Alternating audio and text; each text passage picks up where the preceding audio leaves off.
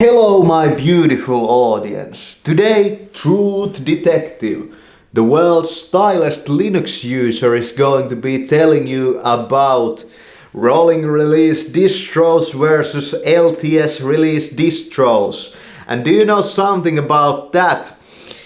Let's start with the fact that if you are at this moment pondering about in your small computer geek's head that I want to try Linux and I want to install that Ubuntu on my computer, I'm gonna say to you, my boy, that's a fine idea. Install that freaking Ubuntu on your computer, but in few months time, man, you're gonna be so pissed off at all those PPAs and all that LTS fucking crap that you're gonna install freaking Fedora Linux on your computer.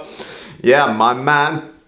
So you came here to listen and you came here to hear what is the difference between Ubuntu, for example, and the Arch Linux. So a LTS release and a rolling release. What's the difference?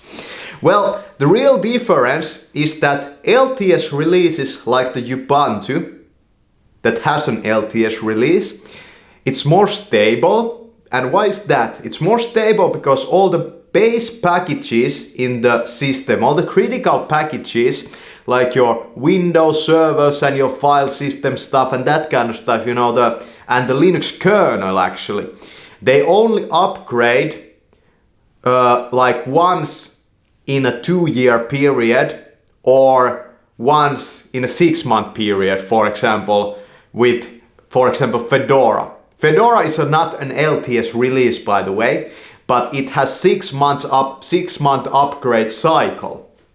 So when you get a new version of Ubuntu, you're gonna have to upgrade to that even from an LTS to LTS release when the LTS, like the upgrade cycle has ended. But that's, just details. The main, the part and the main, the fact about LTS compared to rolling release is that when on Arch Linux a new version of something like Wayland comes out, your desktop server, you get the upgrade package straight at that point when it hits the Arch servers. And that's the good thing about Linux, everything comes from the distro servers. But then the problem might be that there's some kind of compatibility issue with some other package that is kind of like older. So Canonical, or for example Red Hat for the Fedora Linux and Red Hat for the Red Hat Linux, they make sure that all the packages and the whole distro kind of works, that everything kind of matches, and everything kind of, works fine. So I would say that if you are a Linux user right now, or if you are trying to get into Linux, go with that Ubuntu, my boy, and then then try out, for example, installing by hand, Arch Linux. Try installing Arch Linux by hand, or even Gen 2. And that's a whole different animal, Gen 2 or Gento, how you pronounce it. That's a whole different animal, but try it. And I would say that the best Linux distro at the moment is Fedora, for sure. Fedora is amazing, Fedora is the best distro you can get at the moment. But that's just my own opinion. And if we compare, for example, Debian to Ubuntu, Debian is a rolling release distro, by the way. It has versions, but you can upgrade through those versions very differently from the Ubuntu versions.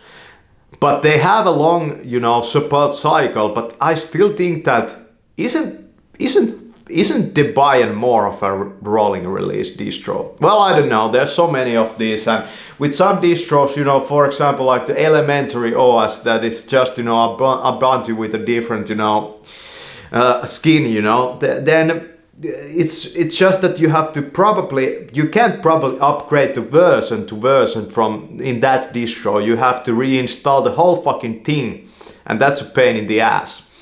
And choose a distro that fucking, you know, like has the good, that you don't have to reinstall every 6 months. That's a pain in the ass. So yeah.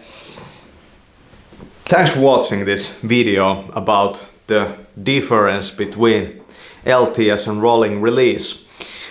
And go and check it out and go and try out these things and you will become a Linux fucking pro. A Linux guru. I'm not a Linux guru, by the way.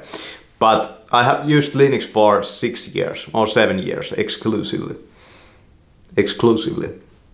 Thanks for watching.